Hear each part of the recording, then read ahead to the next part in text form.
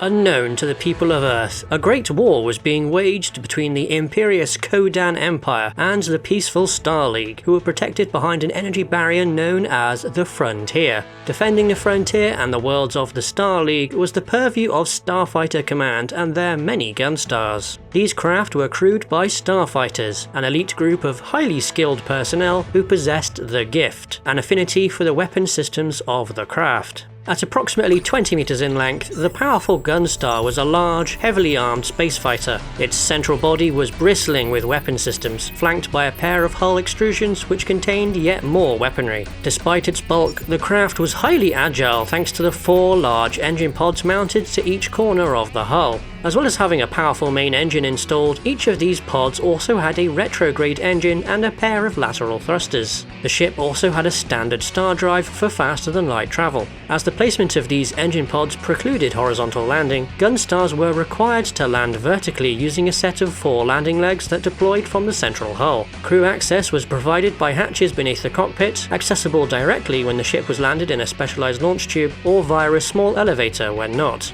Each of the 2 crew sat at their own specialized station inside the large shared cockpit. To the rear was the navigation chair where the ship was flown from by the navigator, who was also responsible for monitoring vital systems like life support, propulsion and power. Secondary systems such as communications, jamming and deploying target lights for gunnery practice could also be launched from here. In front of navigation was the gunnery chair, which was dedicated solely to control of the various weapon systems on board and where the Starfighter themselves sat. In front of the chair was a heads-up display for targeting and monitoring of battle instruments, suspended within a xenon mist. This system tracked targets in the direction the seat was facing, even through the body of the Gunstar itself, allowing the Starfighter to engage opponents on any side of the craft. The gunnery chair and all of its controls was mounted within a fully rotatable housing, controlled by the Starfighter's left hand, with the vessel's turrets also tracking this motion. The gunner's right hand had direct targeting control, and was also where they selected which weapon to use.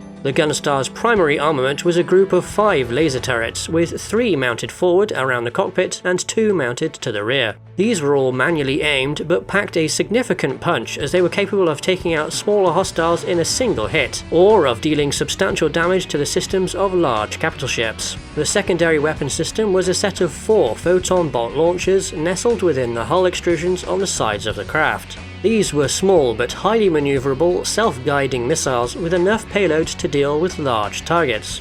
Another secondary armament was a series of particle beam emitters that faced both forward and back like the laser turrets.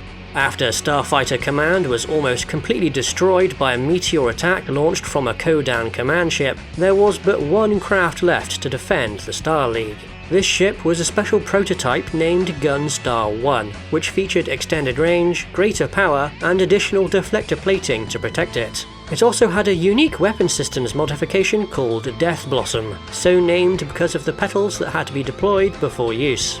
When fired from a special terminal on the gunnery chair, the entire Gunstar began to rapidly spin, firing an enormous volley of lasers and photon bolts at every target within range. This could rapidly wipe out large numbers of enemy ships, but as it was untested, it severely drained the power cells of the firing craft, leaving it vulnerable. Despite this downside, Death Blossom was put to great use by Alex Rogan, a starfighter discovered on Earth through the use of an arcade cabinet. This was in actuality a disguised version of the Excalibur test, which was designed by Centauri to find those that had the gift to be a starfighter. After some encouragement by Grigg, the navigator who worked on Gunstar 1, Alex put his gift to good use by eliminating the incoming Kodan invasion force and destroying their command ship. After celebrating his victory, Alex visited Earth one final time before returning to the worlds of the Star League to help train a new generation of starfighters.